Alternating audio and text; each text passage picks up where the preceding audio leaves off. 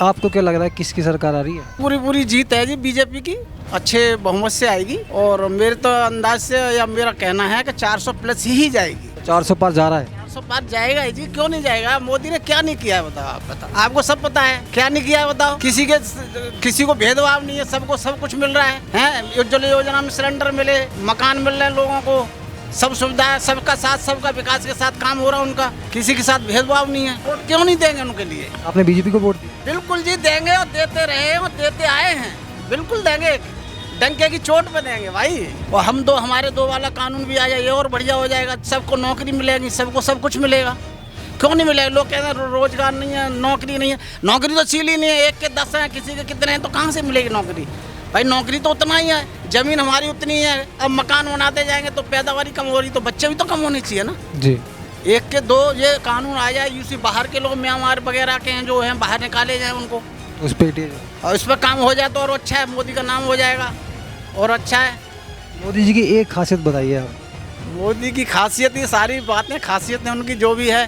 देखो जी, पहली तो खासियत ये है कि वो आध्यात्मिक से जुड़े हुए हैं, पहली बात तो। अब देखो सब लोग हैं वो बाहर गए हुए हैं, अभी रामेश्वरम गए हैं, वहाँ भी है, और लोग वोट यहाँ पड़े हैं, उन्हें कोई टेंशन नहीं है। उन्हें पता है कि मेरा काम बोलता है, काम के हिसाब से उनको सब लोग वोट देना है, चुनना है उनको। भाजपा सरकार ने 370 हटवाई, राम मंदिर में जो प्रोग्रेस हमारे लिए करवाया है, एंड जो थर्ड है जैसे 3 तलाक, जो मोमडन्स के लिए था सबसे मेन बात, 3 तलाक वो हटा दिया। ये सबसे बड़ी अपॉर्चुनिटी है मोमडन्स के लिए भी एंड हिंदुओं के लिए भी। जो मोमडन्स जो कहते हैं कि जी हम खिलाफ हैं आपके, ऐसा है जी, आपके लिए भी काम हो रहा है और हमारे लिए भी काम हो रहा है। ये नहीं है कि जी बिल्कुल हिंदुओं के लिए ही कर रहे हैं कि मोमडन्स के लिए कर रहे हैं, सबके लिए काम हो रहा है, क्योंकि उनके लिए तो प्रजा एक बराबर है। इसलिए मैं 400 पार के लिए बीजेपी को वोट देना चाहता हूँ। इस बार चुनाव में भाजपा ही जीतेगी। 300 से 350 की सीट कंफर्म्ड है जो भाजपा की आ रही है। अच्छा, जैसे कि आप बता रहे हैं 350 पार, अगर 350 पार बीजेपी की सीटें आती हैं, तो आपको लगता है कि बीजेपी को इस 10 साल के बाद अपने तीसरे कार्यकाल में क्या क्या महत्वपूर्ण कदम उठाने चाहिए? मुझे ऐसा लगता है कि सीए तो जैसे कि हो ही गया लगभग, यूनिफॉर्म सिविल कोड हो गया और एनआरसी हो गया। इन पर जल्द से जल्द एक्शन हो, कानून पास हो। सबसे पहले काम तो इन्हें करना चाहिए, जितने भी घुसपैठिया रोहिंग्या बांग्लादेशी हो गए और जितने भी आक्रमणकारी हमारे देश में घुस रहे, इस पर रोक हो।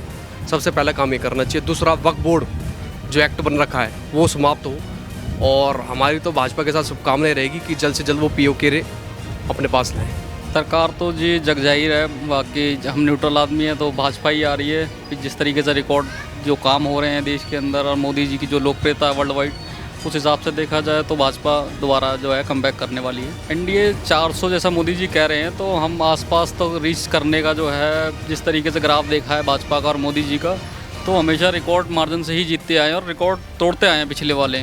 तो कोई बहुत बड़ा इसमें अचंभा नहीं होगा कि इस बार भी रिकॉर्ड टूटे, क्योंकि जैसा आपने गुजरात इलेक्शन में भी देखा था, रिकॉर्ड बम्पर जीत हुई थी। और 2019 के इलेक्शन पहले 14 में 73 सीटें, उसके बाद 303 पे गए हैं। इस बार 400 तक पहुंचेंगे तो कोई अचंभा नहीं है। हाँ, बाकी हमें लगता है कि 350 से 400 के बीच जो है फिर रहेगा भाजपा का स्कोर। आपने भाजपा को वोट दिया? जी बिल्कुल। तो आपने किस मुद्दे को लेकर वोट दिया? एक तो सनातन संस्कृति को जो बढ़ावा मिल रहा है, एक ब्रांड हो गए सनातन के। जिस तरीके से वर्ल्ड वाइड सनातन का प्रचार मोदी जी ने किया, जो सभ्यता हमारी दबी हुई थी भारत की, उसको विश्व के पटल पर रखा उन्होंने। जिस तरीके से एक आम लड़के में जो वेस्टर्न कल्चर के जो एक थीम चल रहा था आज से 2014 से पहले, वो कहीं ना कहीं आज है, लेकिन मन में सनातन के लिए एक प्रेम आया है। तिलक लगाता है आदमी, चालीसा के ले जाता है, और अपनी चीज़ों को जानना भी लगा है। अपने जो पौराणिक उसकी जो मान्यताएँ रही हैं उन सबको जानने लगा। तो कहीं ना कहीं देश में एक पॉजिटिव मैसेज गया है।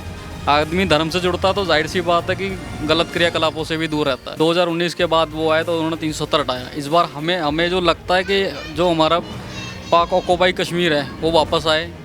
जो पार्शलिटी होती है समाज में, जो हिंदू मुस्लिम भेदभाव होता है, कि जैसे मुस्लिम पर्सनल लॉ बोर्ड बने हुए हैं, इसको समाप्त करके यूसीसी आए। और जिस तरीके से अभी उन्होंने उन्होंने टारगेट सेट किया था कि हम आने वाली तीसरी इकोनॉमिक पावर बनने वाले हैं, और आपने अभी कल ही देखा हुआ कि 1 लाख किलो सोना जो है, 1 टन, कुछ मुझे ध्यान नहीं आंकड़ा, इतना जो है ब्रिटेन से वापस मंगाया मोदी जी ने। तो ऐसा तो है कि हम कहीं ना कहीं इकोनॉमिक पावर बन रहे हैं बहुत बड़ी। और आने वाले समय में अगर मोदी जी कम बैक करते हैं, जो जैसा ग्राफ उनका चल रहा है, जो काम चल रहे हैं, वो और गति पकड़ेंगे। एक चीज़ जो आपको मोदी जी के अंदर अच्छी लगती है, एक चीज़। मोदी जी के अंदर मुझे सबसे अच्छी चीज़ ये लगती है कि जितना प्रेम उनको वर्ल्ड वाइड मिलता है, देश के अंदर मिलता है, उसको वो जो पचा सकते हैं ना, जो शक्ति उनके अंदर है, शायद ही किसी में हो। क्योंकि इतना जब प्रेम मिलता है तो आदमी अहंकार में मारा जाता है, अहंकार हो जाता है उसको। मोदी जी बड़े एकदम मतलब सिंपल हैं। हाँ, ज़मीन से जुड़े। ज़मीन से जुड़े हुए हैं, हर लोगों की चीज़ों को जानते हैं कि भाई एक लोकल घर में क्या दिक्कतें हो सकती हैं। एक आदमी कमाता तो कैसे घर चलाता है।